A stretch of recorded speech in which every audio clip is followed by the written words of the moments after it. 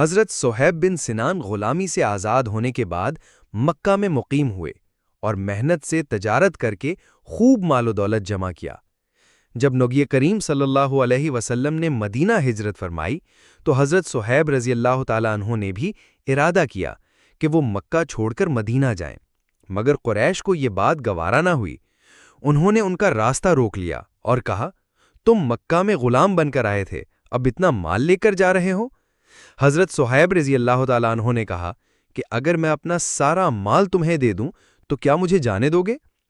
قریش نے اس شرط پر اجازت دے دی اور حضرت صہیب نے بے جھجک ساری دولت قربان کر دی۔ جب وہ مدینہ پہنچے تو نبی کریم صلی اللہ علیہ وسلم نے خوش ہو کر فرمایا، ربح صہیب، یعنی صہیب نفع میں رہے۔ یہ فقرہ ان کے ایمان، قربانی اور اللہ کی رضا کے لیے دنیاوی مال کو چھوڑنے پر انعام کی علامت تھا۔